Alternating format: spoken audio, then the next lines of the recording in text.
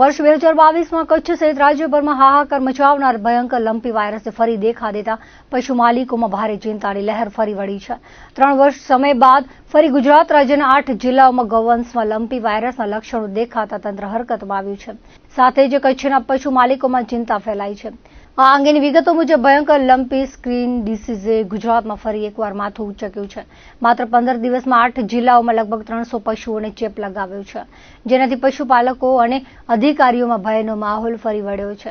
2022ના વિનાશક lumpy virus ફાટી નીકળવાની યાદો હજુ પણ તાજી છે, જ્યારે 6000થી વધુ પશુઓના મૃત્યુ પામ્યા હતા।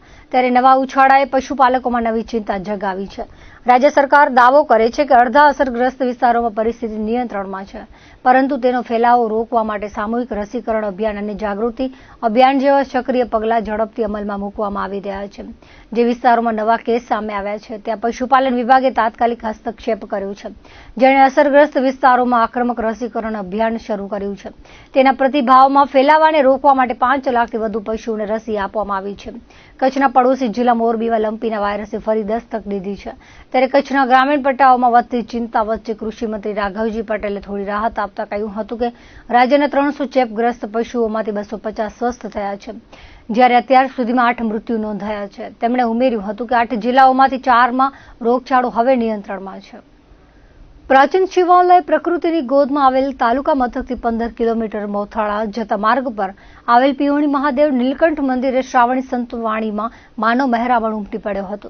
મહંત હંસગીરીજી બાપુના સાનિધ્યમાં ભવ્ય સંતવાણી યોજાઈ હતી, જેમાં લોક સાહિત્યકાર રાજુબા ગઢવી દેશભક્તિ લોક સાહિત્ય સુરવીરોના ગાથા લોકગીતો સહિતનું સાહિત્ય પીરસ્યું હતું અને ઉપસ્થિતો હજારો શિવભક્તોના દિલ જીતી લીધા હતા। ભગવાન ભોળાનાથ રાજનીતિમાં પણ હોશિયાર હતા તેવા ઉમદા ઉદાહરણો આપીને વિવિધ પ્રસંગે આબેહૂબ રજૂ કર્યા હતા। સંતવાણીના જીતુગીરી મહંત જયદાન ગઢવીએ પ્રાચીન શિવ વંદનના ભજનો રજૂ કર્યા હતા। નીલકંઠ મહાદેવ મંદિર લાઇટોથી શણગારવામાં આવ્યું હતું। શ્રાવણ માસે અહીં મેળા જેવો માહોલ હોય છે। બ્રહ્મલીન ગંગાગીરીજી બાપુ, અમરગીરીજી બાપુ તથા ગજાનંદગીરી બાપુના જયઘોષ સાથે વાતાવરણ પુલકિત બની ઉઠ્યો હતો। તમામ મહેમાનોનું સ્વાગત કરવામાં આવ્યું હતું। કાર્યક્રમમાં ગુજરાતભરમાંથી ભાવિકો ઉમટ્યા હતા, મહાપ્રસાદનો લાભ લીધો હતો। આરતી પૂજા સહિતના ધાર્મિક કાર્યક્રમો યોજાયા હતા। આયુષ ગિરીજી મહારાજના નેજા હેઠળ શિવ બાળકોએ સેવા આપી હતી। રાજકીય સામાજિક ધાર્મિક ક્ષેત્રના મહાનુભાવો ઉપસ્થિત રહ્યા હતા। મુન્દ્રામાં ડાક બંગલા પાસે આવેલ અલ ફતેહ અકાદમીનું આગામી 3 ઓગસ્ટના ખાતમુહૂર્ત થવાનું છે, ત્યારે ગુરુવારે નાયરા પેટ્રોલ પંપની બાજુમાં કાર્યક્રમના આયોજન અંગે પત્રકાર પરિષદ યોજાઈ હતી, જેમાં હનીફ જતે જણાવ્યું હતું કે આગામી 3 માર્ચ 2027ના આ સ્કૂલ તૈયાર થઈ જવાના પ્રયાસો છે, તેમજ અંગ્રેજી મીડિયમ સ્કૂલમાં 1 થી 12 ધોરણના વિદ્યાર્થીઓ અભ્યાસ કરશે, તેમજ 35 જેટલા ક્લાસો હશે। તેમણે જણાવ્યું હતું કે શિક્ષણ એ તમામ ધર્મો માટે ઉપયોગી છે। આ કાર્યક્રમમાં તમામ ધર્મના લોકોને આમંત્રિત કરાયા છે। આ સ્કૂલમાં અનાથ યતીમ બાળકોને પ્રોત્સાહિત કરાશે। યુસુફ ખત્રી, સુલતાન તુર્ક તેમજ મુનીર ખત્રીએ માહિતી આપી હતી। આ સ્કૂલ 4500 ચોરસ વારમાં આકાર પામશે, તેમજ સ્કૂલમાં CBSE કોરિડોર તેમજ ઇન્ફ્રાસ્ટ્રક્ચર રહેશે। આ સ્કૂલના નિર્માણ માટે એડવોકેટ હનીફ જતે જમીન વકફ કરી છે અને સ્કૂલના નિર્માણમાં પણ યોગદાન રહ્યું છે। આગામી 3 ઓગસ્ટ રવિવારના સવારે 10 વાગે ડાક બંગલાની બાજુમાં અલ ફતેહ અકાદમીનું ખાતમુહૂર્ત કાર્યક્રમ યોજાશે। આ કાર્યક્રમમાં પીર સૈયદ હુસૈન શાહ હાજી અહમદ શાહ ફરજંદ મુફ્તીએ કચ્છ, પીર સૈયદ અલી અહેમદ શાહ શાહ વલી કાદરી પેશ, ઇમામ શાહ મુરાદ બુખારી પીર દરગાહ, પીર સૈયદ કાસમ શાહ અબહમિયા સિનોગ્રાના હસ્તે ખાતમુહૂર્ત વિધિ કરવામાં આવશે। આ કાર્યક્રમમાં પ્રમુખ અતિથિ પદે સાંસદ વિનોદ ચાવડા, ધારાસભ્ય અનિરુદ્ધ દવે, વિરાયતન વિદ્યાપીઠના સાધ્વીજી શિલાપીજી મહારાજ સાહેબ, કોડાય ગુરુકુળના કૃષ્ણ જીવનદાસજી સ્વામી, જિલ્લા શિક્ષણ સમિતિના ચેરમેન વિરમ ગઢવી, તાલુકા પંચાયત મુન્દ્રાના પ્રમુખ મહિપતસિંહ જાડેજા, મુન્દ્રા બારોઈ નગરપાલિકાના અધ્યક્ષ રચનાબેન જોશી સહિતના મહાનુભાવો ઉપસ્થિત રહેશે। તારીખ 3/8/2025ના રોજ king education and welfare trust સંચાલિત અલ ફતેહ એકેડમીની સંગે બુનિયાદ રાખવામાં આવેલી છે। સૌપ્રથમ વિચાર અમે યુવાનો જ્યારે ભેગા થયા અને સમાજ માટે કંઈક કરવું છે, સમાજને શિક્ષિત કરવું છે, સમાજને આગળ લાવવું છે, એના માટે પગલાં લેવા પડશે। ત્યારે એજ્યુકેશનમાં સમાજને કઈ રીતે આગળ લાવવા એના માટે અમને વિચાર આવતા અમે આ કિંગ એજ્યુકેશન એન્ડ વેલફેર ટ્રસ્ટની રચના કરી અને અલ ફતેહ એકેડમીની આજે આ સંગે બુનિયાદ થવા જઈ રહી છે। એમાં સાથ સહકાર આપી રહ્યો છે। દરેક વ્યક્તિને એમ છે કે શિક્ષણમાં કંઈક થવું જોઈએ, સમાજમાં એવો કંઈક થાય કે જે સમાજ માટે આપણે કહીએ ને કે સમાજના વિકાસ માટે હોય.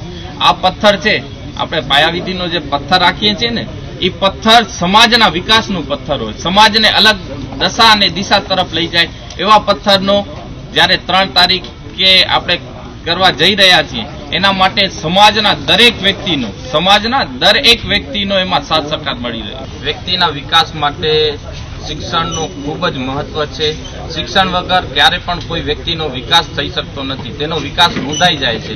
વ્યક્તિમાં પોતાનામાં રહેલી કળા એ જાણી શકતો નથી, માટે શિક્ષણથી એ પોતાના અંદર રહેલી કળા જાણી શકે છે અને પોતાનો અને સમાજનો અને દેશનો વિકાસ કરી શકે. સ્ટુડન્ટો હશે એમને ફીમાં સંપૂર્ણ માફી આપવામાં આવશે અને આર્થિક રીતે જે નબળા વિદ્યાર્થીઓ હશે એમને એમાં મહદ અંશે રાહત આપવામાં આવશે. શાળા સંપૂર્ણ સુવિધાથી સજ્જ હશે, CBSE સાથે ટાઈપ કરી શકે તેવું એનું બાંધકામ ઇન્ફ્રાસ્ટ્રક્ચર હશે. 3 તારીખે આપણા સાંસદ શ્રી વિનોદભાઈ ચાવડા સાહેબ, આપણા MLA અનિરુદ્ધભાઈ દવે સાહેબ, અમારા ધર્મગુરુ હુસેન શાહ બાવા સાહેબ, અલી અહમદ શાહ બાવા સાહેબ અને સૈયદ કાસમ શાહ ઉપસ્થિત રહેવાના છે. એમની સાથે સાધ્વી શીલાપીજી મહારાજ સાહેબ પણ આવવાના છે. સવારે 10 વાગ્યાથી તેની શરૂઆત થશે. એ કાર્યક્રમની 10 વાગ્યાથી શરૂઆત થશે અને 12 વાગ્યાની આસપાસ એનો સમાપન થશે. દરેક વ્યક્તિને એક દિવસ મૃત્યુ પામવું છે અને મરવું છે.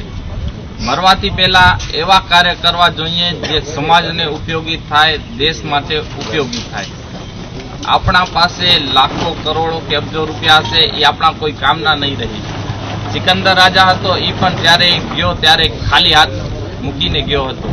તેમ આપણે પણ જાશું તો આપણા બધા પૈસા અહીંયા મૂકીને જાશું. ને હું તો એડવોકેટ છું એટલે જોઉં છું કે એના વ્યક્તિના મરવા પછી એના વારસો છે ને, એ પૈસા માટે કેવી રીતે લડતા ઝઘડતા હોય છે. આપણે એવા કાર્યો કરીને જઈએ. આ તો 10 કરોડની જમીન છે, એનાથી વધુ પણ લોકો પોતાના સમાજ માટે, દેશના વિકાસ માટે આપતા હોય છે. આ તો એક નાનું પગલું કહેવાય. શિક્ષણનું લેવલ 100% જાય એના માટે સમાજના દરેક વ્યક્તિએ પ્રયત્નો કરવા જોઈએ. એમાં તમને તન, મન અને ધનથી અમે સાથ સહકાર આપશું. લગાન ફિલ્મથી કચ્છને દુનિયાના નકશામાં ચમકાવનાર ફિલ્મ અભિનેતા સુપરસ્ટાર આમિર ખાન આજે કચ્છ જિલ્લાની મુલાકાતે આવ્યા છે. તેઓ પોતાની નવી ફિલ્મ સિતારે ઝમીન પરના પ્રમોશન માટે ભુજ તાલુકાના કોટાએ ગામમાં આયોજિત કાર્યક્રમમાં લોકો સાથે સીધો સંવાદ કર્યો હતો. મળતી વિગતો મુજબ આમિર ખાન અભિનીત સિતારે જમીન પર ફિલ્મ થિયેટરમાં અગાઉ જ રિલીઝ થઈ ચૂકી છે અને 250 કરોડથી વધારેની કમાણી થઈ ચૂકી છે. સામાન્ય રીતે મોટી ફિલ્મો OTT પ્લેટફોર્મ પર રિલીઝ કરવામાં આવે છે, પરંતુ આ ક્ષેત્રમાં આમિર ખાને નવી પહેલ કરી પોતાની ફિલ્મ માત્ર 100 રૂપિયામાં YouTube પર મૂકી છે. તેથી દુનિયાના દરેક દર્શકો YouTubeના માધ્યમથી આ ફિલ્મનો આનંદ માણી શકશે. સિતારે જમીન પર ફિલ્મમાં આમિર ખાન અને જેનેલિયા દેશમુખ મુખ્ય ભૂમિકામાં છે. સાથે તેમાં 10 એવા કલાકારોને પણ સ્થાન અપાયું છે જેમને ઇન્ટેલેક્ચ્યુઅલ ડિસેબિલિટી છે. ફિલ્મે અત્યાર સુધીમાં 250 કરોડથી વધુનો બોક્સ ઓફિસ કલેક્શન કર્યો છે. આજે અભિનેતા આમિર ખાન પોતાની આ ફિલ્મના પ્રમોશન માટે આવી રહ્યા છે. YouTube પર રિલીઝ થયા પછી પ્રથમ વખત કચ્છ આવી રહ્યા છે. અત્રે નોંધનીય છે કે આમિર ખાન પ્રોડક્શનની ફિલ્મ લગાનનું શૂટિંગ કચ્છના કુનરિયામાં થયું હતું. આ ફિલ્મને ઓસ્કારમાં નોમિનેશન પણ મળ્યું હતું. આ ફિલ્મના શૂટિંગ સમયથી જ કચ્છ સાથે આમિર ખાનનો ગાઢ સંબંધ રહ્યો છે. ફિલ્મના ભુજમાં પ્રીમિયર વખતે પણ તેઓ હાજર રહ્યા હતા. આ ઉપરાંત વિનાશક ભૂકંપ બાદ પણ તેમણે કચ્છની મુલાકાત લીધી હતી. 1.5 વર્ષ અગાઉ પોતાના મિત્ર કોટાયાના મહાવીર ચાળનું માર્ગ અકસ્માતમાં નિધન થયા બાદ તેમના પરિવારજનોને સાંત્વના આપવા તેઓ ખાસ કચ્છ આવ્યા હતા. આજે મહાવીર ચાળના પરિવારની પણ મુલાકાત લેવાના હોવાનું જાણવા મળ્યું છે. કોટાયા ગામમાં બપોર બાદ કાર્યક્રમ યોજી બાળકોને ફિલ્મ બતાવવામાં આવી હતી. ચોમાસાની ઋતુમાં ગરોગર શરદી, તાવ, ઉધરસ તથા ખંજવાળના રોગોના લક્ષણ જોવા મળે છે. ત્યારે રોગચાળાને નાથવા માટે નગરપાલિકા પ્રમુખ અને ચીફ ઓફિસરે શહેરની મુખ્ય બજારમાં તથા ગલીઓમાં મચ્છર ઉત્પત્તિ અટકાવવા માટે ત્વરિત પગલાં લઈ વાહનો દ્વારા ફોગિંગ મશીન દ્વારા દવા છંટકાવ શરૂ કરવામાં આવ્યો છે. પ્રમુખ અને ચીફ ઓફિસરે જણાવ્યું હતું કે હાલ ચોમાસાની ઋતુમાં વાદળછાયા વાતાવરણમાં મચ્છરોનો ઉપદ્રવ વધી રહ્યો છે. શહેરની ગલી તથા બજારમાં પાણીના ખાબોચિયામાં દવા છંટકાવ તથા ફોગિંગ મશીનથી જંતુનાશક દવાનો ધુમાડો દ્વારા કાર્યવાહી કરવામાં આવી છે. કામગીરી અવિરત ચાલુ રાખવામાં આવશે. તમામ વોર્ડમાં ક્રમ મુજબ કામગીરી હાથ ધરવામાં આવશે. આધુનિક ટેકનોલોજીના વધતા વ્યાપના કારણે સંદેશા વ્યવહારના માધ્યમો બદલાયા છે. ભૂતકાળમાં બહુ ઉપયોગી બનેલી ટેલિગ્રામ તારની સેવાનો અંત આવ્યા બાદ હવે લોકોની લાગણી સાથે જોડાયેલી વધુ એક સંદેશા વ્યવહાર સેવા ભૂતકાળ બની જશે. SMS ઈમેલના આ યુગમાં ટપાલની સેવાનો વપરાશ ઘટ્યો છે. માત્ર જરૂરી ડોક્યુમેન્ટ્સ માટે પોસ્ટલ સેવા કે કુરિયરનો લાભ લેવામાં આવી રહ્યો છે. તેવામાં ભારતીય ડાક વિભાગે 101 જૂની રજિસ્ટર્ડ પોસ્ટ સેવા બંધ કરવાનો નિર્ણય લીધો છે. આગામી ઓગસ્ટ માસના અંતે રજિસ્ટર્ડ પોસ્ટ સેવા બંધ થઈ જશે. 1 સપ્ટેમ્બરથી ગ્રાહકોને પોતાના અગત્યના દસ્તાવેજો મોકલવા મોંઘી સ્પીડ પોસ્ટ સેવાનો ઉપયોગ કરવાની ફરજ પડશે. આ અંગેની વિગતો મુજબ નોકરીની ઓફર, કાયદાકીય નોટિસ, સરકારી નોટિસ અથવા કોઈપણ અભિનંદન પત્ર રજિસ્ટર્ડ પોસ્ટ મારફતે મોકલવામાં આવતા આ સર્વિસ વિશ્વસનીયતા અને ચોકસાઈના પ્રતીક સમાન હતી. પરંતુ છેલ્લા ઘણા વર્ષોથી ખાનગી કુરિયરના વધતા વ્યાપને કારણે આ સર્વિસનો વપરાશ સતત ઘટતો ચાલ્યો છે, જેની અસર તળે ભારત સરકાર ઇન્ડિયા પોસ્ટ તેની રજિસ્ટર્ડ પોસ્ટ સર્વિસ બંધ કરવા જઈ રહી છે. ઇન્ડિયા પોસ્ટ 1 સપ્ટેમ્બર 2025થી રજિસ્ટર્ડ પોસ્ટ સર્વિસને સંપૂર્ણપણે બંધ કરશે અને આ સર્વિસનું સ્પીડ પોસ્ટ સર્વિસમાં વિલીનીકરણ થઈ જશે. એક સદીથી જૂની રજિસ્ટર્ડ પોસ્ટ સર્વિસ સાથે લાખો લોકો ભાવનાત્મક રીતે જોડાયેલા છે. તેથી તેમના માટે આ ફક્ત એક સર્વિસનો અંત નથી, પરંતુ એક યુગનો અંત છે. આધુનિક સમયને ધ્યાનમાં રાખીને ઇન્ડિયા પોસ્ટે રજિસ્ટર્ડ પોસ્ટ સર્વિસને બંધ કરવાનો નિર્ણય લીધો છે. પોસ્ટ વિભાગના જણાવ્યા મુજબ આ વિલીનીકરણ પરિચાલન કામગીરીને સુવ્યવસ્થિત કરવા, વધુ સારી ટ્રેકિંગ સર્વિસ આપવા અને ગ્રાહકોની સુવિધામાં વધારો થાય એ માટે કરવામાં આવી રહ્યું છે. આજના જમાનામાં ખાનગી કુરિયર કંપનીઓની સર્વિસ સતત આધુનિક થઈ રહી છે, ત્યારે ગ્રાહકોની જરૂરિયાતો પણ બદલાઈ રહી છે. રક્ષાબંધન અને જન્માષ્ટમીના તહેવારને અનુલક્ષીને કચ્છ એસટી તંત્ર દ્વારા એક્સ્ટ્રા બસો દોડાવવા માટે સજ્જ થયું છે. તહેવારો દરમિયાન અમદાવાદ, રાજકોટ અને દ્વારકા જેવા મુખ્ય સ્થળો માટે વધારાની બસો સાથે આ વર્ષે ગ્રુપ બુકિંગની ખાસ સુવિધા એસટી દ્વારા મુસાફર જનતાને પૂરી પાડવામાં આવશે. રાજ્યના વિવિધ રૂટ પર ટ્રાફિકના ધસારા અનુસાર વધારાની બસો દોડાવવા સાથે જો 51 સીટો સાથે ગ્રુપ બુકિંગ મળશે તો એસટી દ્વારા મુસાફરોની જરૂરિયાતના સ્થળો સુધીની બસની સેવા પૂરી પાડવામાં આવશે. ગુજરાત રાજ્ય માર્ગ વાહન વ્યવહાર નિગમ ભુજ વિભાગ દ્વારા રક્ષાબંધનથી જન્માષ્ટમી તહેવારોમાં મુસાફરોને વતન જવા માટે મુસાફરોના પ્રમાણને ધ્યાનમાં લઈ જરૂરિયાત અનુસાર એક્સ્ટ્રા બસોનું દોડાવવામાં આવશે. ભુજ મુન્દ્રા માંડવી ડેપો દ્વારા રક્ષાબંધન જન્માષ્ટમી તહેવારોને ધ્યાને લઈને 17 ઓગસ્ટ દરમિયાન વધારાની બસ સર્વિસો દોડાવવાનું આયોજન કરવામાં આવ્યું છે, જેનો લાભ લેવા મુસાફરોને જણાવવામાં આવ્યું છે.